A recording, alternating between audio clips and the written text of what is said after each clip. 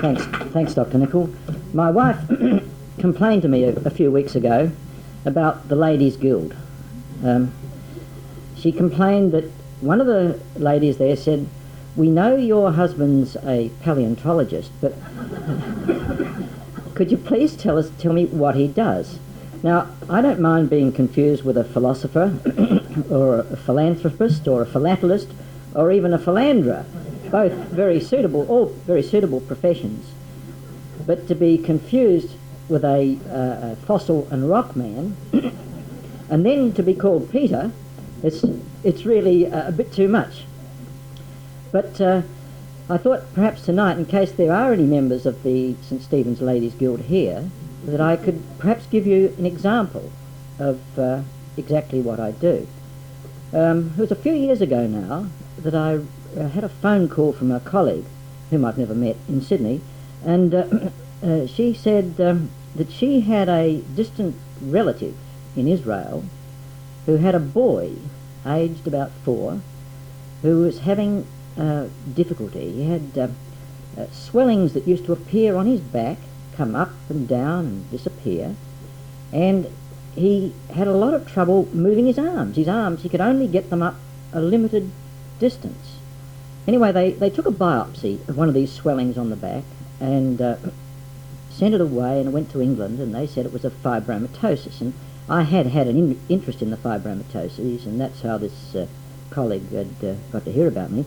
So they eventually got a spare slide, which I had to return, and they sent the case, such as it was, which is one slide, and some pictures of the child.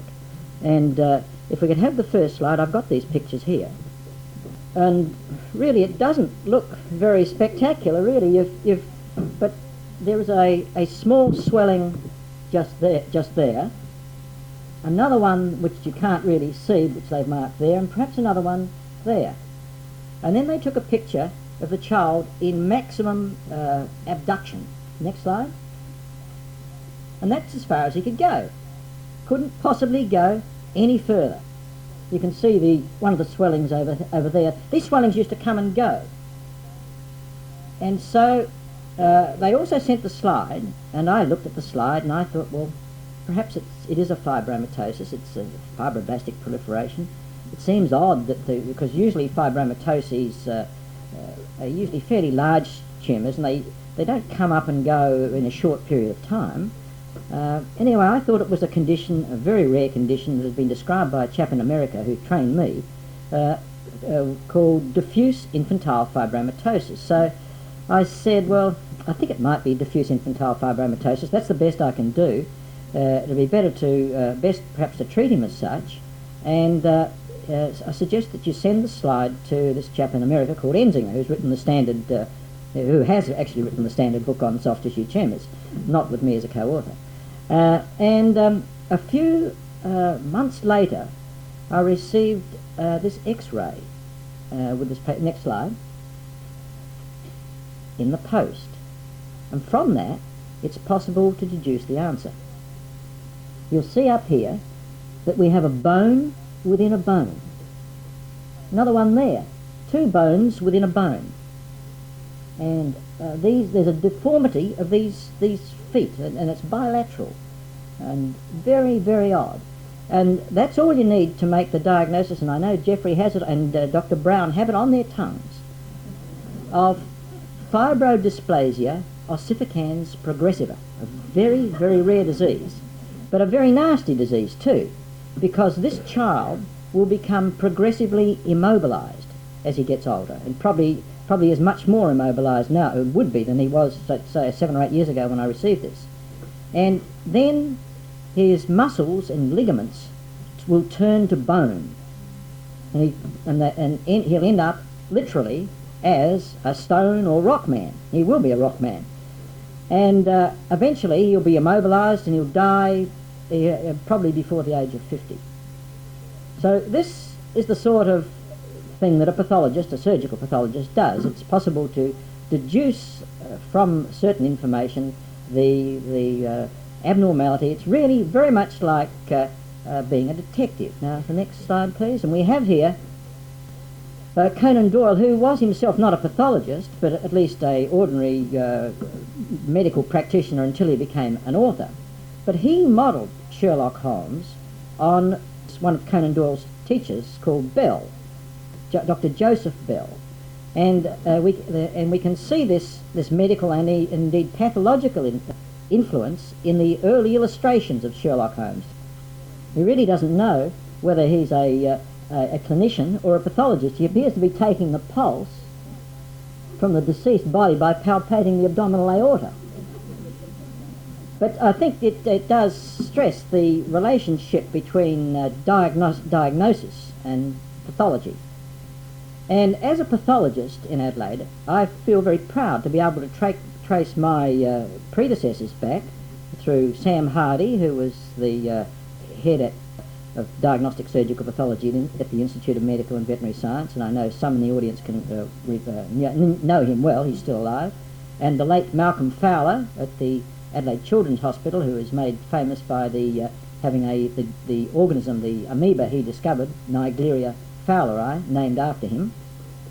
And then Professor, before them, Dr. Tiersch, who was a very good diagnostic pathologist at the Institute during the war, but was actually a German and had to report to the police every Friday afternoon, at least until after the war.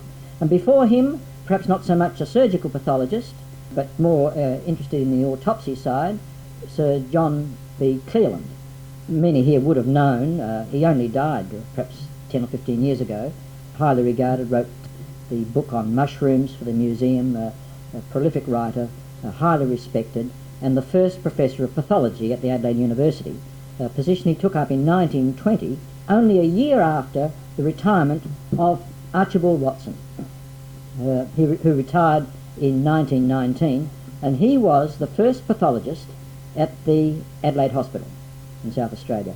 And this is a photograph of the portrait that was painted by McInnes, a well-known portrait painter, in about 1930.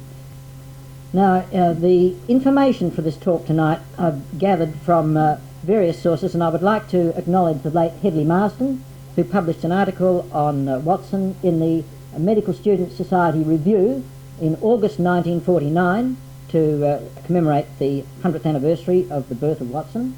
Professor Ron Elmsley of the Adelaide University, who wrote several papers about Watson. This one is in the Australian and New Zealand Journal of Surgery, from the same journal, not about Watson, but about someone who had a very great bearing, in fact a crucial bearing on Watson's life, and was actually the man who encouraged and probably made Watson enter the medical profession. And that was Dr. James Patrick Murray, but more of him later. And then Ron Elmsley has also written a limited edition for the University of Archibald Watson. And this recently published book by John Pern and Mervyn Cobcroft, Fevers and Frontiers, I believe it only came out last year, has a little bit on Watson in it. But most important of all, and the one who gave me more information about Watson than anyone else was Julian Orme-Smith, who published this magnificent book, which is available at the College of Surgeons in Melbourne for the payment of a small fee.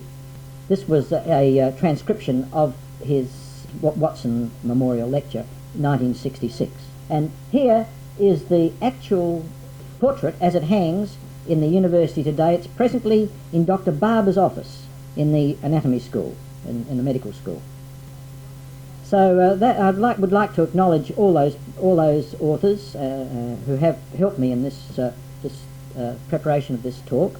And our story really starts the year after the Battle of Waterloo, when this gentleman, the grandfather of Archibald Watson, and this is Archibald Grandison Watson, who subsequently became a lieutenant general in the Bengal Cavalry. And in 1916, his wife presented him with a son in India, Sidney Grandison Watson. So anyone in this position, of course, was a member of the British ruling class, and so his son, Sidney Grandison Watson, gained a commission in the Navy, and went to Perth as an attaché to Governor Grey. He didn't stay there very long, left the Navy and moved to the head of the Murray, headwaters of the Murray, next. And here he is in his old age. This is Watson's father, Sydney Grandison Watson. Pretty, I believe, a fairly hard man. And he originally moved to Tumbarumba, near the upper part of the Murray, and then married one of the squatters' daughters there and moved down to Walwa and set up a homestead, which still exists today, or at least it existed in 1966 when this photo was taken. This is Walwa Homestead.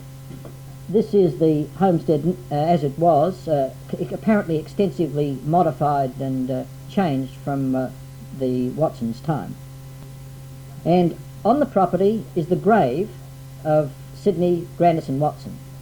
He owned a vast amount of country, both at the upper part of the Murray, and in fact he was known as the king of the upper Murray. He married twice and had 20 children. His first wife is buried here with him. And here is a transcription of the tombstone, which 20 years ago was fairly well weathered, and it shows that his wife died of a ruptured tubal ectopic pregnancy in 1861, when Archibald Watson was in his teens. His father went on for many years, died in 1891. Archibald Watson was the fourth child in the family. There were three girls preceding him, and then after him came a set of twins and another boy. So there were 4 Watson boys by the first marriage.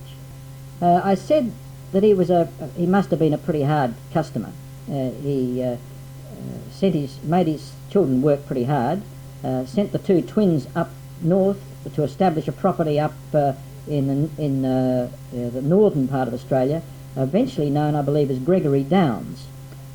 While these boys were young, they said to their father, look, we'd like to get some of these currajong trees and plant them down near the house. He said, it's no good, they will not grow on ordinary ground. They have to grow, they need rocky ground to grow on. Well, this must have left an impression on these boys. Anyway, after the father died, they went up, got these trees and planted them, and here they are today, proving that their father was wrong. So this must have, there must have been something in it to provoke them into doing this thing after he was actually dead. And here they are, the 4 boys. This is Archibald up here on the left-hand corner, without a beard. These are the 2 twins. This one's Harry, this one's McGregor, I think, and that one was called Sydney. There they are, the 4 boys. And here we are back now in this Walwa. The birth of Watson did not take place here, but he apparently, for some uncertain reason, was born in Tarcutta. He claimed that he was born under a bullet dray, but according to Julian Ormer Smith, it seems likely that he was born in the house of a family friend named Mate, and that house is still exists. And here is the young Watson, at about the time he went to Scotch College. I've prepared a sort of curriculum vitae. So he's born in Tarcutta on the 27th of July, childhood in Walwa, Victoria. He was intended for the ministry, went to Scotch College, but just after he got there his mother died. He returned to Walwa in 1865 and stayed there for a few years, and then for some reason went to Fiji. Now I don't know exactly why he went to Fiji, but he certainly claimed to have had a claim for property in Fiji. It seems likely that his father, Sydney Grandison Watson, had not only bought property in the north of Australia, but had also bought property in the Fiji Islands, because at that time, after the American Civil War, there was a demand for cotton, and it was found that cotton would grow in the Fiji Islands, and then there was a rush to set up cotton plantations.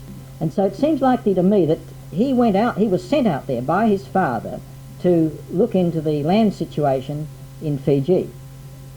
It was in Fiji that he met James Patrick Murray, and here's a brief curriculum vitae of Dr Murray. Born in Ireland, 1839, Trinity College in 1856, Graduated in LRCS, that's the Licentiate of the Royal College of Surgeons, a fairly lowly degree, in at least not what many would regard as a proper degree, but anyway, he had a ticket to practice surgery in 1860, went to Melbourne and obtained the position of Staff Surgeon, Royal Melbourne Hospital. This was about the time of the Burke and Wills expedition. You will recall that Burke and Wills died up near the Cooper Creek. It's not certain which is the correct name. Howitt went up, found them, buried them, and came back with one of the survivors. Howitt then made a second trip to Cooper Creek to get the bodies, and Murray was on that expedition and was with them when they brought the bodies back to Adelaide. They came down, went and had a sort of procession up at the Newmarket Hotel. He was highly regarded after this. Apparently he didn't put a foot wrong, and he was apparently performed very creditably on this expedition. Returned to Melbourne, and then for some uncertain reason he left and went to New Zealand. I've been unable to find any accounts of what actually went wrong, but judging from his future life, he must have upset someone in Melbourne to make him go to Invercargill. He stayed there a few years, but there were difficulties in Invercargill, and he had to return to Melbourne in 1865, where on the strength of the previous Howitt expedition, he was appointed second in charge of the ladies' expedition funded by Melbourne ladies to search for Leichhardt, who disappeared. McIntyre was in charge, and Murray was second in charge. They went up. It was a bad year. Water was short. McIntyre went on ahead and left Murray behind in charge of the rear guard and horses. Murray got drunk. The horses all got away. The rear guard, or the base party, went to pieces. It came back without McIntyre, who subsequently died. This created a very bad press for Murray. But he continued to practice in Melbourne until 1871, when he sold his practice to the grandfather of Governor-General Casey, and with the money purchased the brig Carl. The idea of this purchase of the brig was to go out and cash in on the cotton boom, and it was his intention to go and settle on some of the Fiji Islands, get land there, clear it, and then plant cotton and get labour, thereby make a large amount of money. So he got together a few people in Melbourne who put up some money. They were the planters, and off they went to Fiji. Once he got to Fiji, he ingratiated himself there with March, the consul, obtained a licence to procure labour, and set off with the planters first of all to find suitable land. They hadn't gone very far when there was a difference of opinion between two of the planters, Bell and Grutt, and Murray and the captain.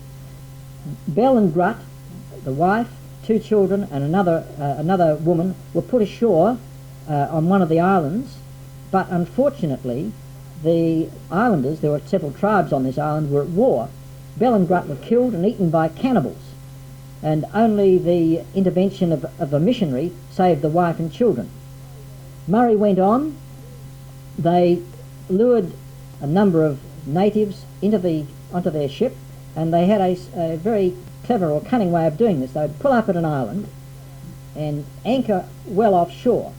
The natives would come out in their canoes to trade, and then when they were underneath, Murray and his crew would drop heavy ingots of iron onto the canoes, break them and make them leak so that they sank, and then pull all the natives aboard and put them down in the hold. So using this fine technique, they filled up their hold with 160 natives, and they were going up near Bougainville on September the 20th, 1871, when the natives put on a turn at night. They apparently, Murray and his crew opened the hatches a little.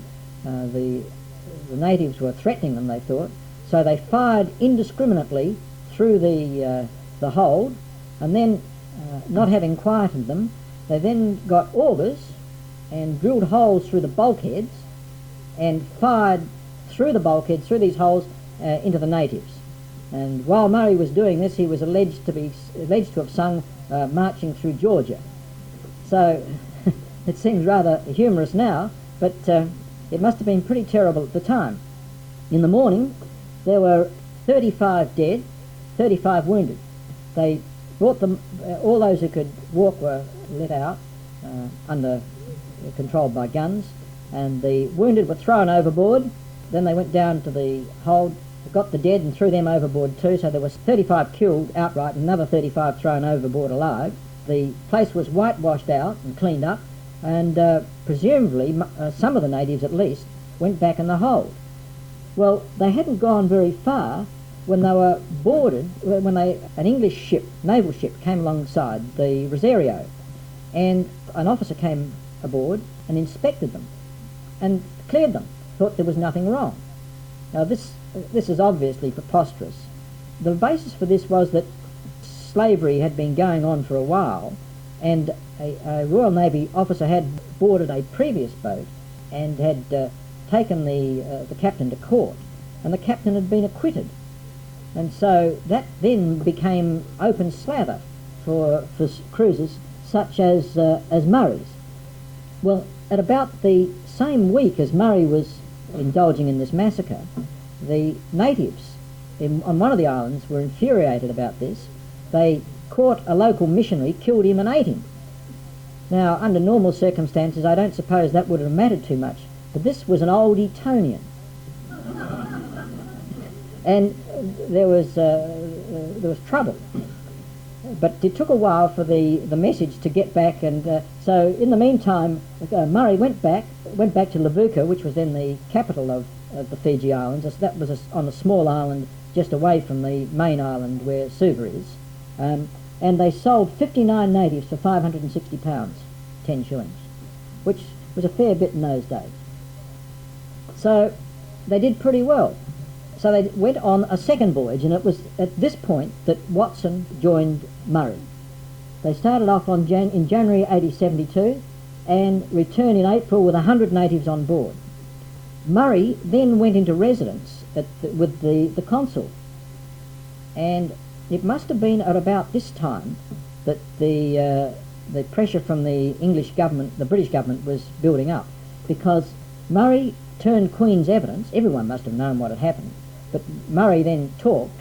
The Carl was boarded by the Navy, and they found bullet holes in the hold. They had a court-martial of the captain, who was a chap called Armstrong, Dowden the mate, and Watson. This was held aboard the ship, the Royal Navy ship, the Cossack. The charges were upheld. Armstrong and Dowden, who'd been on the first voyage, as well as the second voyage, were transported to Sydney, both tried for murder, both found guilty and sentenced to death. Sentences were commuted to life imprisonment, but the first 3 years were to be served in irons, and Murray was never charged, although he was the instigator of the whole business. So then he returned to Melbourne, to practice in Melbourne, where he proclaimed himself as a great help during the smallpox epidemic. Eventually it became too hot for him in Australia. He went back to England and practiced in Manchester for a while, but in 1879 the word got back there and he was struck off for kidnapping natives. And he died at the approximate age of 46 in 1885. So he was one of the great rogue doctors, early Australian doctors, and perhaps his great contribution was that he was the guy who encouraged or made Watson first think of becoming a medical practitioner and studying medicine. But we should perhaps return now to Watson's career. Here he is now joining the second voyage of the brig Carl, only 23 years old. And back they came with 100 natives on board. He's court-martialed. He was charged with kidnapping many natives, of whom 2 were shot and killed, and the attempted murder of J.P. Murray. Only the first charge was upheld. So Watson went to jail in Levuka. He went to court and obtained bail on 16th of June 1872, £200 bail. Now that must have been a lot of money in those days. £200 is probably be equivalent of perhaps $20,000 or $30,000 bail now. But the money was put up. The Watson family were fairly rich, and he went down to Sydney, skipped bail, put on a boat, the Helen, to San Francisco under his father's orders, crossed America by land, but didn't sail around it, took a boat to England and went to live with his aunt. He stayed there a year, but obviously you couldn't stay too long in a British Crown area having skipped bail. So he shot off to Bonn at the age of 26 and started his medical course. Transferred to Göttingen in 1875, graduated in 1878, thesis on fibroadenoma of the breast, and then studied in Paris. You remember he was born in Australia. They don't conduct their classes in English in Germany in Paris. So he had to learn both languages. He must have had a considerable flair for languages and a very good memory. But he did that, and he was highly regarded. Got an MD in Paris. He knew every one of the top medical figures on the continent.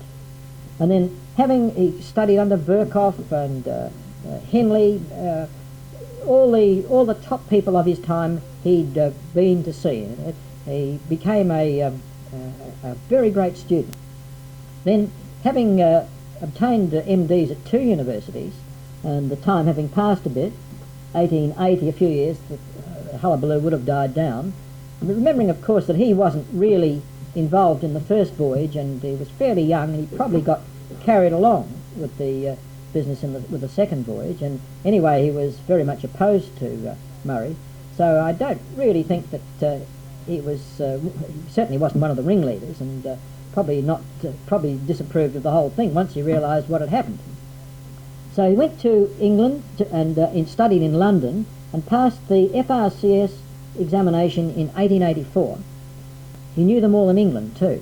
He probably, if the truth is known, he probably knew Conan Doyle, although it was about this time that Conan Doyle was active in London.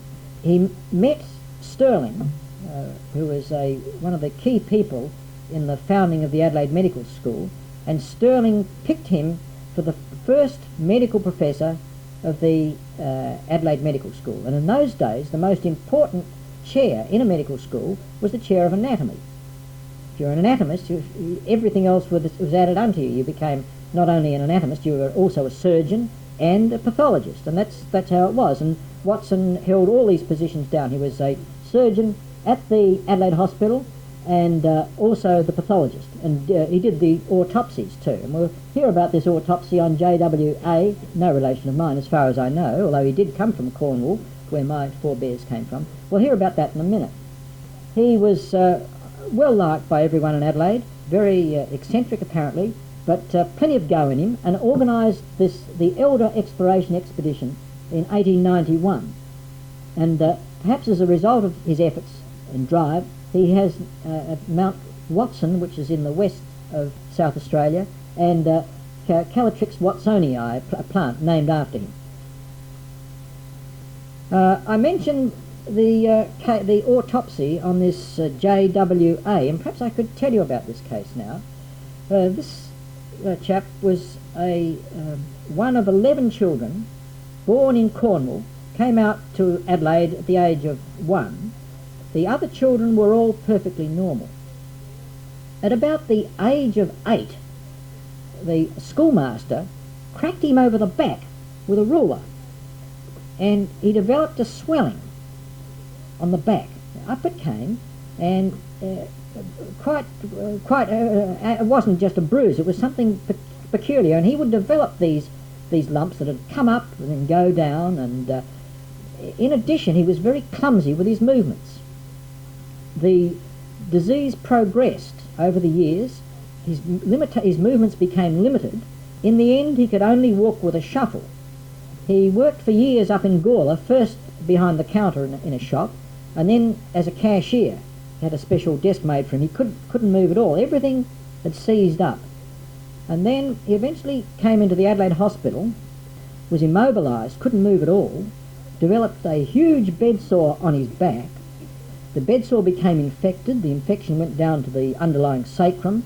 They developed a bone infection, an osteomyelitis. The infection spread spread up, involved the nerves. He lost the power of all the nerves in the lower part of his body became destroyed. His bladder became involved with this neurological process, and he died and came to autopsy. Now, he just couldn't move. He was turned to stone, more or less. He had some of these muscles here were still soft, but around there these masses were rock hard.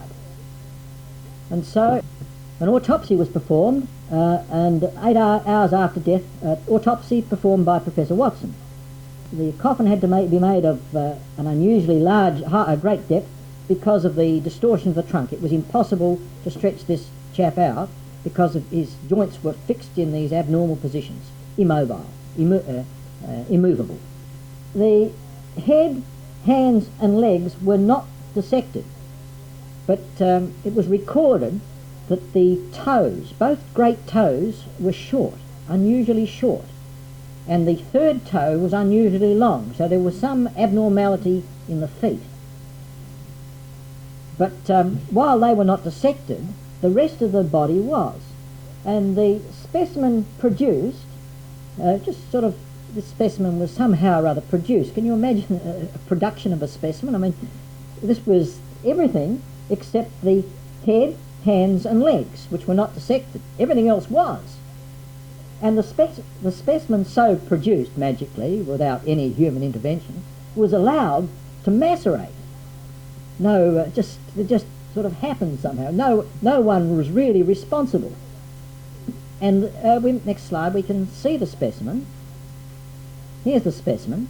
You have the picture of it now, and if you'd like to see the specimen itself, you can do so by taking a little walk, perhaps not tonight because everything's closed, but during office hours, down Frome Road down to the medical school. If you go to the medical school museum, the anatomy museum, you'll see that skeleton there today. And you'll see the extensive calcification and ossification of the tissues.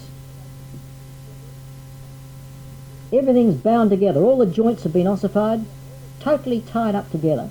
And in addition, the pathologist amongst you will notice the destruction of the sacrum from osteomyelitis from the bedsore.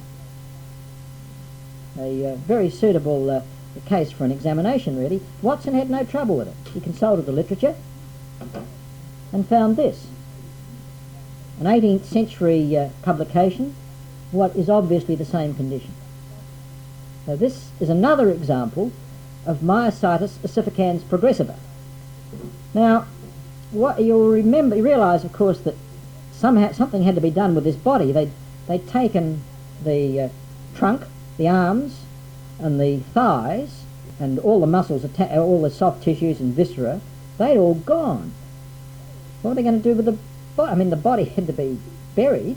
They'd only doing an autopsy on them, and yet most of the body's still down in the medical school. Well, what they did was the skin remained, of course. So Watson must have put some wood or some other suitable solid objects there on the arms and thighs.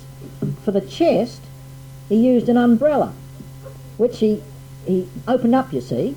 So the body bore some resemblance to a normal person, as much as one could expect anyway with someone with such a terribly disfiguring and immobilising disease. So there it was. He was put in the coffin and off it went, and everything would have been all right. But the body was cremated. At the end of the cremation, the umbrella remained behind. There was a lot of trouble about that. But nevertheless, it was a great event on the Adelaide medical scene. This case, the case was presented by Alfred Austin Lendon, who was Alan Lendon's father, at the first Intercolonial Medical Congress held in Adelaide in 1887.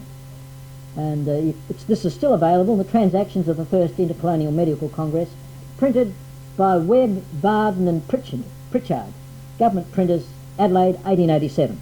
In this article, we have an acknowledgement, perhaps somewhat of an understatement. I would wish to express my deep sense of obligation to Professor Watson for his assistance in various ways. So that was the case of JWA, myositis ossificans progressiva, or fibrodysplasia ossificans as it's known. Still occurs today, excessively rare, but I believe there is a society of people afflicted with this disease in America. A trap for the soft tissue pathologist, because in the early stage the tissues do not ossify. So the section has no bone at all. It resembles a fibromatosis. And it's very easy to make the same mistake as I did when I saw my first case. Or actually, my second case, because I remembered this case vividly from my medical school days. It used to be inside the anatomy museum in a case. And those who went through the medical school no doubt remember it up on the in the museum on the first floor of what was then the new medical school, which has now become another old medical school. So that was in 1886. The elder exploration in 1891. Then, about the turn of the century, Watson was involved in the great Adelaide Hospital row. The government of the day and the Adelaide Hospital board wanted to appoint a day supervisor of nurses. It was over the appointment of a series of nurses, one of whom was the sister of the chief secretary. The premier of the time was Kingston. Kingston supported the hospital board, the honorees to a man almost. So he stayed on in the Adelaide Hospital. The board, because they had no doctors, had to import some scab labour. And so they got doctors Napier and Smith. Now the name Napier must be very, very familiar to everyone in the audience. It was Sir Mellis's father. He came out here as a scab surgeon at the Adelaide Hospital, hadn't been there long, and Watson charged him with incompetence and neglect. Now, I don't think anyone has ever accused Watson of being incompetent. Medically and surgically, he was, I understand, pretty good. He went to great pains to travel the world. He saw the best surgeons, took the notes on all their operations. The notes are still available today. They're detailed. He was no fool. And I guess that if Watson charged a fellow with incompetence and neglect, he couldn't have been too good. So the board was in a bind. Their two scabs are there, now accused by Watson of being no good. So what do? Well, Napier charged Watson with misconduct, and the board dismissed Watson. The university had no access then to the Adelaide Hospital. No clinical material was available. They couldn't train their medical students. The Adelaide Medical School, as far as teaching went, had to close. There were no one graduated from the Adelaide Medical School for about 4 or 5 years. And it wasn't until Kingston left the scene and went into federal politics that the school opened up again. In the meantime, Watson became interested in the army and joined the army, served in the Boer War. He actually worked it through Tennyson, the son of Alfred Lord Tennyson, the Queen Victoria's poet, who was governor of South Australia. Watson got Tennyson to write a letter of introduction to Milner, who was a general in charge in South Africa, and Watson got the position in the medical corps. And after the relief of Mafeking, everything was over, so Watson thought. So off he went off to London to see a few of his friends. Didn't inform the university. The university got to hear about it, and they sacked him. Then when Watson came back in 1901, he found his position no longer existed. However, the university then rescinded the motion and he was re-employed. Well, after that war, he continued in the university, and then in 1914 joined the AIF. He was actually in charge of the entire, I think he was one of the most senior medical people in the entire Australian Army. Served in Gallipoli, Lemnos, Egypt, Heliopolis, returned to Australia in 1916 and retired from the university in 1919, aged 67. He didn't stop then. He then went on in numerous trips of the world. He travelled everywhere. Siberia, Alaska, China. He went through China, met Sun Yat-sen, the future leader of China, Borneo, Cuba, South America. He went there a number of times to South America. He used to go and fish in the rivers there. New York, London, saw the Mayo brothers, visited the Mayo Clinic, And then here in civilians, in boots. Boots were necessary for Watson because he used to ride a motorbike. Even in old age, he's quite a striking figure. And then he went, after living in Adelaide, he went north. Remember, his brothers had a property up in the north of Australia, Gregory Downs. He went to live in Darwin for a while and used to spend time on Thursday Island. He loved fishing, and here he is fishing with one of his friends, and here he is on a motorbike with another of his friends, which might even be the same guy. This is in Thursday Island. This was his last motorbike. He bought it at the age of 86, so he could go down to the jetty and see what they were catching. If there was a shark brought in, Watson would have to be there. He had chronic bronchitis and emphysema and a bit of heart failure, and so he wasn't as active as he used to be, hence the need for the motorbike on Thursday Island. So he used to winter in Thursday Island from 1924. He attended the Adelaide Medical School Jubilee in 1935, and some of the photos I've shown you have come from the pictures taken at about that time. He bought his last motorbike in 1935. He went permanently to Thursday Island in 1936, and he died there on the 30th of July 1940, leaving a fortune of £20,000, which is a vast sum of money in 1940. Remember, it was at the beginning of the war, just after the Depression. Money was almost unheard of, but Watson had £20,000 of it. And here's his grave on Thursday Island, which I understand has now become a tourist attraction. You'll see up here that this is from Julian Orme Smith's paper. Watson died in his sleep on Thursday Island. According to Hedley Marsden, however, who was a friend of Watson's, Watson died while watching the tide wane from the Federal Hotel. I don't know who to believe. Now, Watson never married. He always had plenty of friends, though. He was a great diagnostician and pathologist, but and in that way he was somewhat similar to Sherlock Holmes. Now, Sherlock Holmes had an aversion to women. This comes from one of the this is the Adventure of the Greek Interpreter, where we see Sherlock Holmes was single too, and he had an aversion to women. Now, we know that Sherlock Holmes was modelled on Dr. Bell, but now where did Conan Doyle get the idea of Dr. Watson? Now, remember that Watson and Conan Doyle were contemporaries in London at about the same time. Dr. Watson, you recall, was married, but you will recall that he got married somewhere after the adventure stories had gone through gone on for a few years. He wasn't married originally.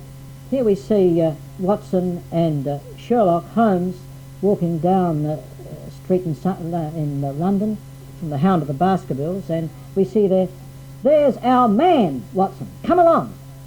So there we are. Watson left this £20,000, and Hedley Marsden got £2,000 of that.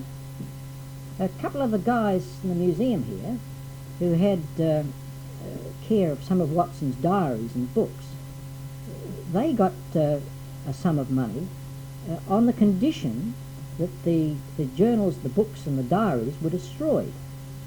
Now, I don't know if the same restraint was placed on Hedley Marsden, but whether it was or not, the Watson diaries that Marsden had were not destroyed, and they're available now in the Mitchell Library. And they make very, very interesting reading. They've been read by Earl Hackett, who told me about them, and also Ron Elmsley. Now, the diaries are written in a form of code, at least the most interesting parts. It turns out that Watson used to entertain individuals over at the Botanic, one at a time. And he used to mark their performances in a code. You can see, if you take the trouble, these diaries are available and you can find them for yourself. I've seen a photostat copy of them, so they certainly exist. And I asked Ron Elmsley, I don't know if Ron's here tonight, but Ron said, we know who they were. And he implied that they were the nursing staff at the Royal Adelaide Hospital, you see. Didn't like to say who they were, but they were nurses. Of course, in those days, of course, the nursing profession isn't the same way as it is nowadays.